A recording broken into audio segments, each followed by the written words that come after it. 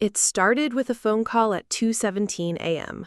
Arian Solvara woke in the dark, the hum of the city far below her apartment window.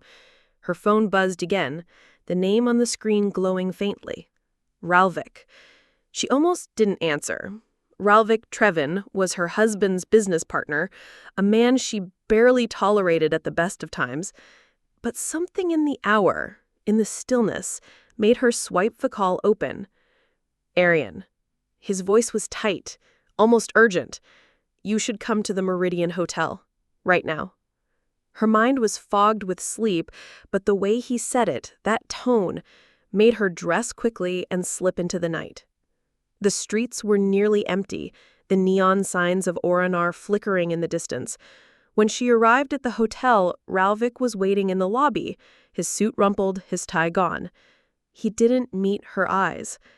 He simply gestured toward the elevator. They went up to the 21st floor, the air growing heavier with each ding of the lift.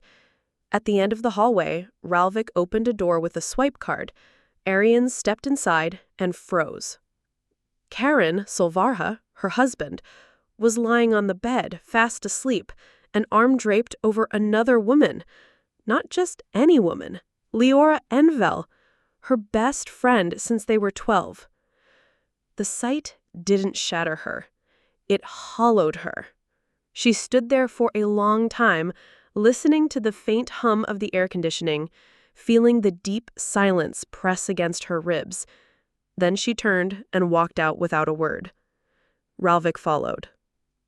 In the elevator, he finally spoke. I told you, he's been moving money for months, from your joint accounts, from the company. The next morning, the betrayal deepened. In her email were scanned documents, transfers from Solvara Industries to a string of unknown accounts. Her name was on the authorizations, but she had never signed them. Karen had used an old digital key she'd forgotten existed, and worse, she saw Ralvik's signature beside his. That was when she understood.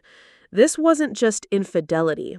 It was a complete dismantling of her life engineered by the two people she had trusted most and silently aided by a third. She didn't shout. She didn't confront them. That would have been a release, and release was weakness. Instead, she made tea, opened her laptop, and began to write notes. Arian had been underestimated her entire adult life. She had married Karen when she was 23, just after inheriting a minority stake in her father's export company. Everyone assumed she was in the marriage for security. Everyone assumed Karen was the strategist. But they forgot she had been raised by Darren Solvara, a man who had built an empire from nothing by understanding exactly how people broke. Her plan began with small fractures. First, she visited Ralvik. She brought him a bottle of the whiskey he liked, the one he thought she hated. They sat in his sleek office overlooking the river, and she asked for his help in sorting out some personal accounts. She let him believe she was desperate and vulnerable. She knew exactly what that would do to his ego. Over the next 2 weeks, she gave him carefully edited documents to review. Each one was a mirror, reflecting his own fraud back at him, disguised so well he thought he was helping her hide her mistakes. At the same time, she approached Leora with feigned heartbreak. She asked to meet for coffee in the sunlit atrium of the Meravin Gallery, where the air smelled of polished wood and jasmine tea. She told Leora that she had been having doubts about Karen, that she feared he might be using her. Leora, perhaps out of guilt or perhaps out of pride, began to talk, and talk, and talk. By the end of the meeting, Arian knew dates, locations, and amounts of money. She left with a smile Leora didn't understand. The second phase was sabotage. Arian contacted investors in Solvara Industries, discreetly, anonymously. She hinted at instability, at leadership conflict, at risky overseas deals. She fed them just enough proof to make them nervous. Shareholders began asking questions at board meetings. Karen grew restless, snapping at staff, canceling travel plans. The third phase was the trap. She created a fake foreign client, Selvanex Imports, complete with a website, invoices, and a charming CEO played by a former actor she once sponsored in a theater group. Selvanex promised a lucrative multi-year deal contingent on a substantial upfront payment. Arian made sure the offer landed directly on Karen's desk, bypassing compliance. Leora vouched for its legitimacy. Ralvik handled the transfer. When the payment, a staggering sum, was wired, Selvanex dissolved into thin air. The media caught wind within days. Headlines screamed about reckless leadership and vanishing millions. Regulators opened investigations. That was when Arian made her move.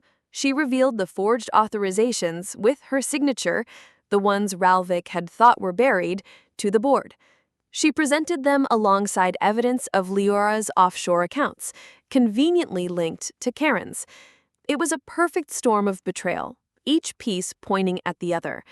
The board voted to remove Karen as CEO. Ralvik resigned under pressure. Leora fled the country. On the night the decision was announced, Arian walked into the now empty Salvara Industries headquarters. The lights of Orinar shimmered through the glass walls. She poured herself a drink in Karen's former office and sat in his chair, the leather creaking softly under her.